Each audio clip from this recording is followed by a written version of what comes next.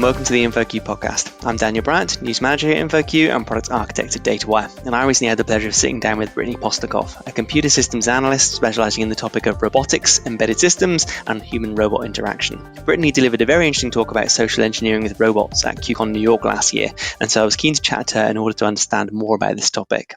Physical robots are becoming increasingly common in everyday life, for example, offering directions in airports, cleaning the floor in people's homes, and acting as toys for children.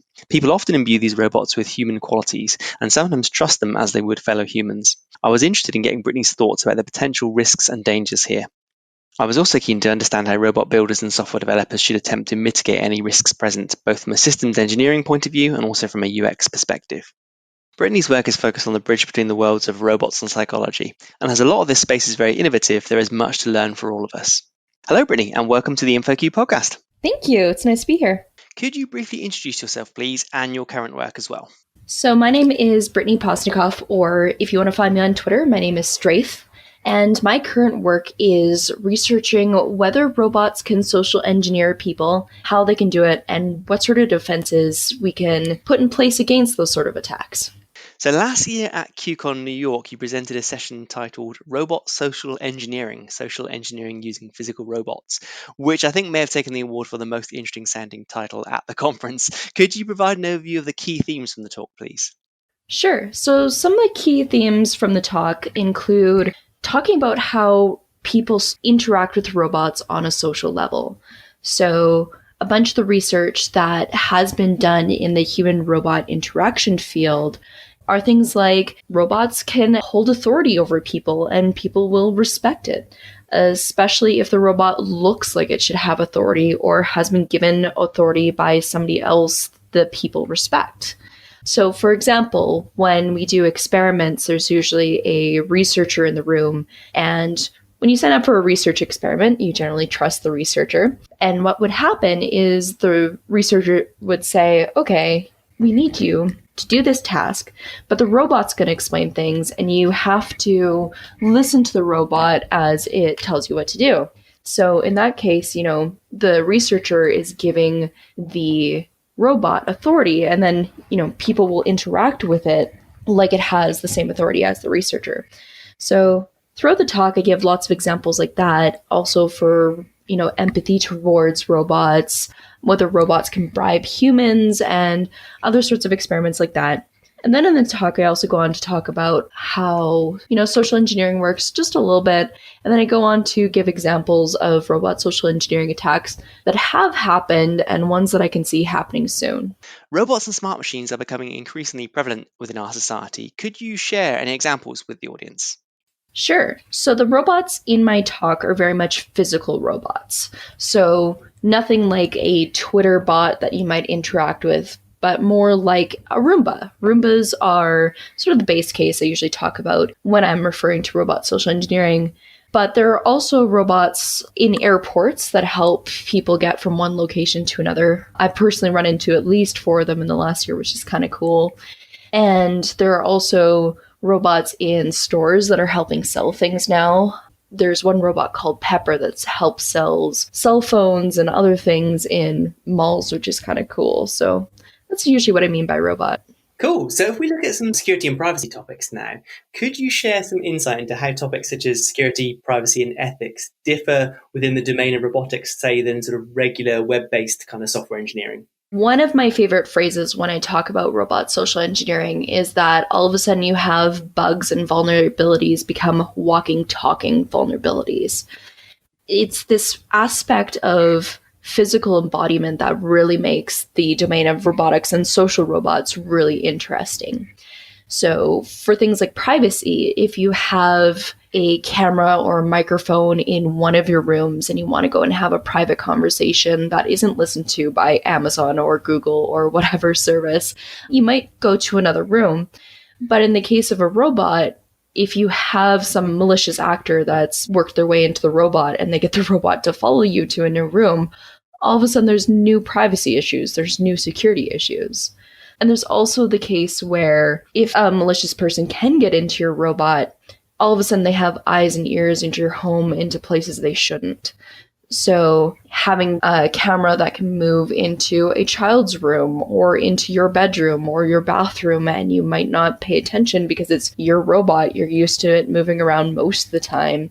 People don't really understand that when a malicious actor takes over a robot, it's usually indiscernible from when the robot is acting on its own. That's like super interesting and super scary, I guess, isn't it? How do you think we can encourage engineers to think more about security and privacy when they're designing and building these systems?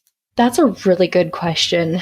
And I think a big part of it is awareness, which is why I like giving this talk and helping expose people to the topic, is because if you don't know that certain attacks can happen or certain design choices can make these attacks more likely, why would you defend against it, right? So awareness is huge. And just building a culture of more security and privacy is also something I try and do with these talks. Very cool. And I've been reading a bunch of books kind of in this space actually recently. And a lot of it talks about, say, black box kind of algorithms that are used in ML or AI at the moment. Do you think these are helping or hindering in relation to a typical person's understanding as to what's going on within a piece of software or a robot? That's a really interesting question. So one of the things with my research is we typically avoid everything machine learning and AI because when you do social robotics work, there's this concept called Wizard of Ozing. And it's like in the movie where the wizard is behind a screen and is kind of controlling everything, but you don't necessarily know until the last moment. We use that in research as well because it's been shown that people really can't tell the difference between an autonomous robot that is acting on its own and an autonomous robot that is being controlled by someone else. So the important part with my research is the physicality of the robots. So how they gesture, how they look at people, how, if it's 2 feet tall, do you interact with it differently than when it's 6 feet tall and things like that. So we can kind of spoof all the ML and AI because results from the Wizard of Ozing experiments show that people will interact with it the same as whether it's acting on its own or whether somebody's controlling it if they perceive the robot to be capable of interacting on its own. So if we look at the social engineering now, your talk focused on this topic. Could you introduce the concept to listeners that might not be familiar with social engineering and perhaps provide some non-robotic examples as context, please? Great. Social engineering goes by a bunch of different names. Social engineering is a term that is used by the security community, but other terms people might be more familiar with are things like scams, con men, and that sort of thing. So one of my favorite examples that I've read in the last few days is from the early 2000s. There was one gentleman called Rudy Kurniawan. I've only read it, haven't heard it. But this person bought, large amounts of cheaper wine and rebottled it as more expensive types of wine or would just relabel the bottles to be these more expensive collector's wines. So he'd take, bottles of wine that are maybe, couple thousand or less and sell them for like 50,000 or 60,000 a bottle. But interesting things there were that he did the rebottling, but rebottling isn't enough. He actually had to go and convince people that these bottles are worth buying.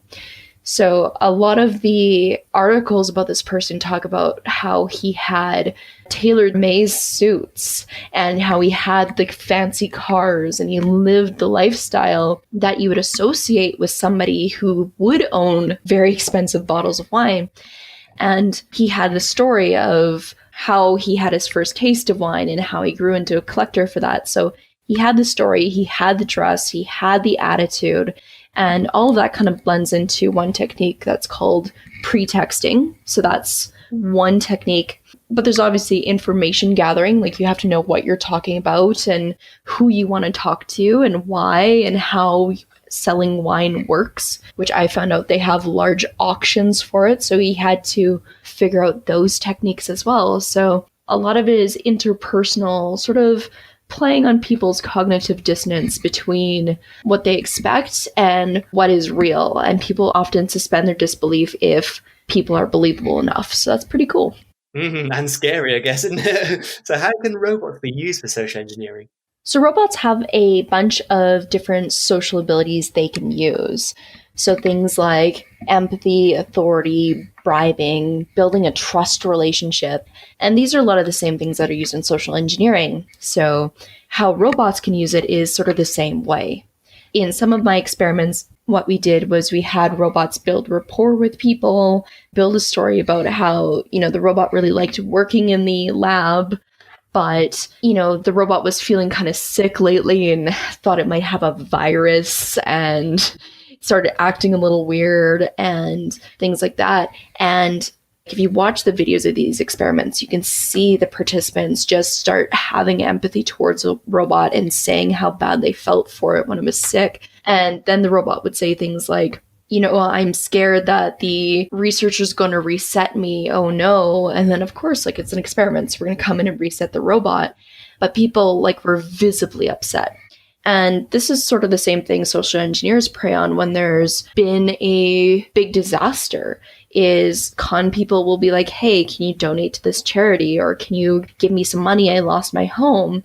And there's been experiments where robots have panhandled to get money, and people were like, oh, the robot needs a home too. So it's interesting just how similar we treat physical robots that are able to move and interact with the world, how similar we treat them to humans. So it's sort of the same thing. And my goal for the next few years is to try and recreate the social engineering experiments, but with robots.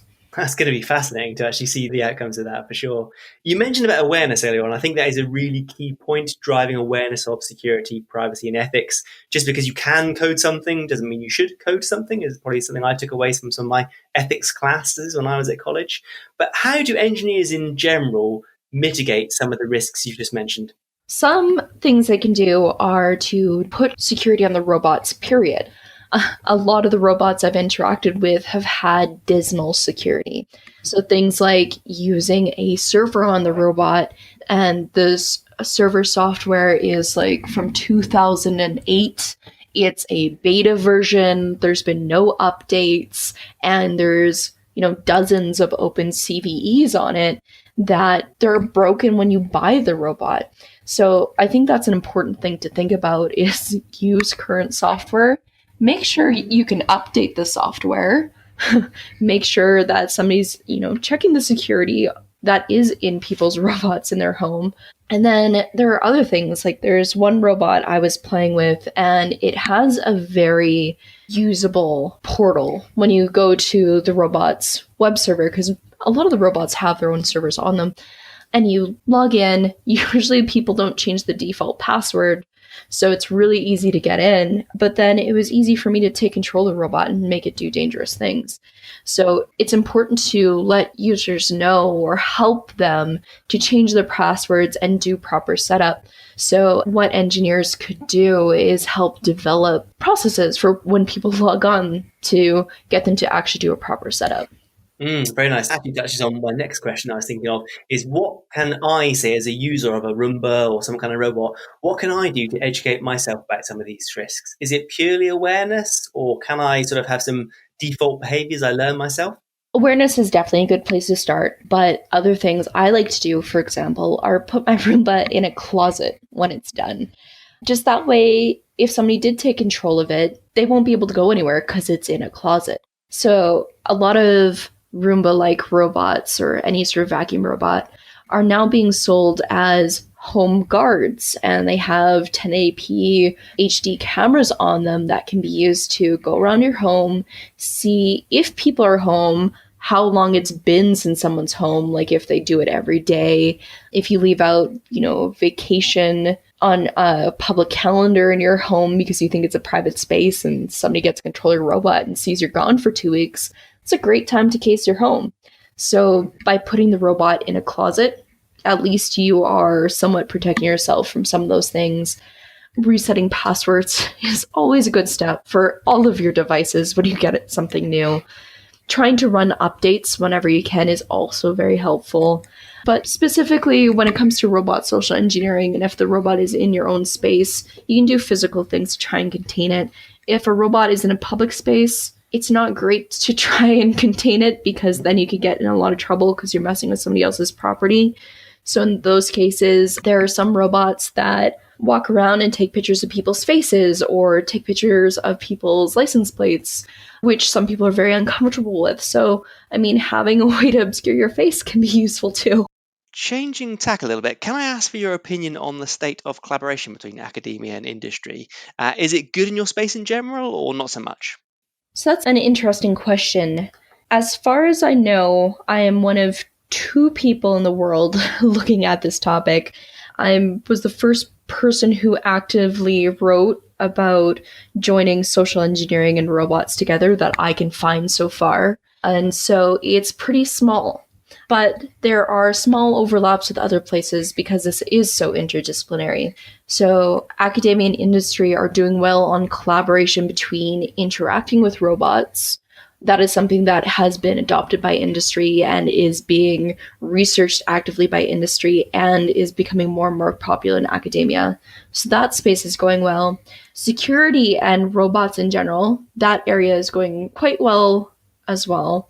There are companies that are showing up to conferences and presenting as well. So industry is coming into the academia space. I haven't seen as much academia to industry. I know I've tried to talk to some companies and they're usually not as concerned with some of the issues that can happen. And I think it'll take an active attack for things to happen before people start paying attention, which is unfortunate. But when it comes to robot social engineering specifically, it's a very new space, and I'm looking forward to seeing what's going to happen. Awesome. You did a really nice answer. I think you covered like some of the things I was thinking of, because often there isn't really much join up between academia and industry, and it is what it is, isn't it? And I think you're spot on. Until like an issue happens, then industry is forced to look at sort of what's going on and vice versa. Yeah, it's kind of hard because academia, like I said, it took me until last year to find someone even researching the same thing. Yeah. That's good in terms of like, you've definitely got a niche topic where you can add a lot of value and make a name for yourself, but it's also challenging, I guess, isn't it, to talk about the topic in depth and there's only a couple of you researching it.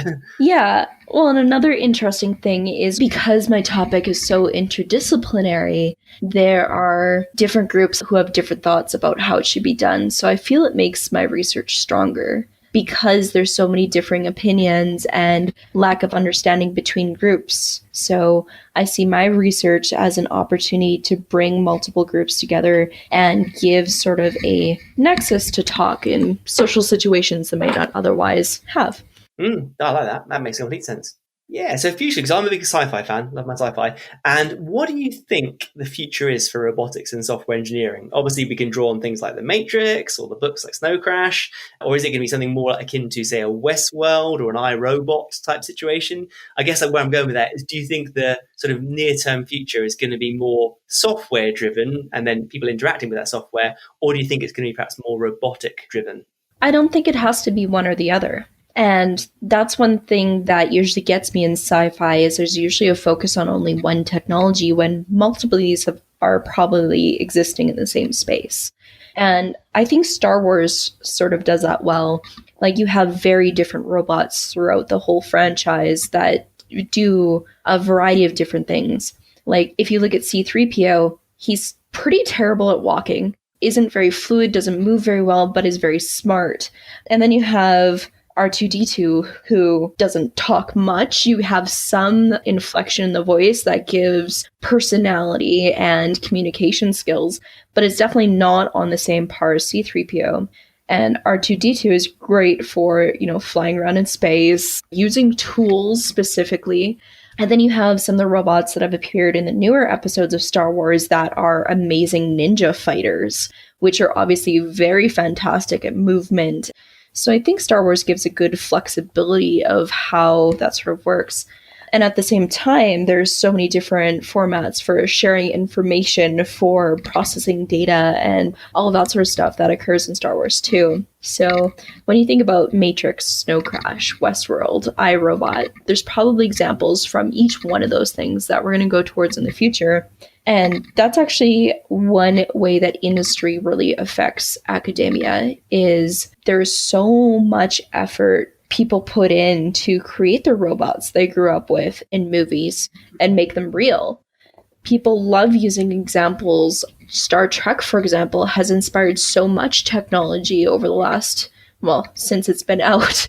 So it's a feedback loop for sure, where our imagination and what is in popular culture inspires what's happening in tech, which inspires sci-fi and pop culture again. And it's a really interesting cycle to watch. So what's the best way? Say listeners are interested to learn more about robotics in general or your topic.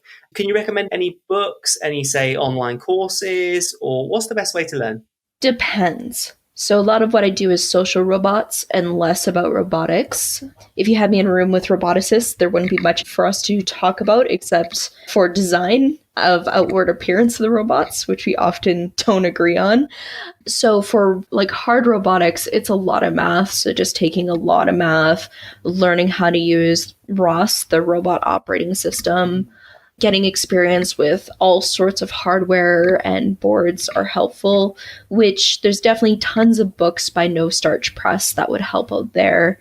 Going to conferences and attending different workshops is helpful too. There's a few conferences I go to that have workshops that kind of bring you up to base level, which is helpful.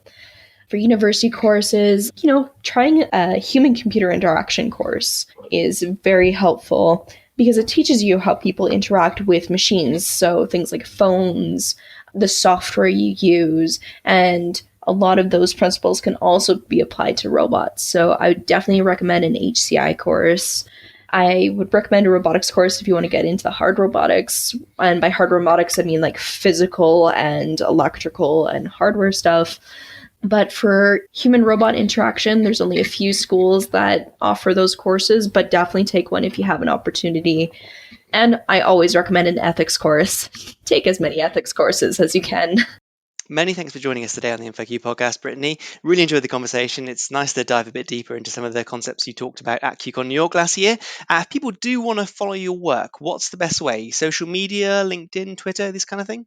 Twitter is definitely the best way. It's the social media platform I am often on, and my handle on there is Straithe, STRAITHE, and I also have my website on there that people are always welcome to check out. Awesome, perfect. Thanks for your time today, Brittany. Thanks for having me.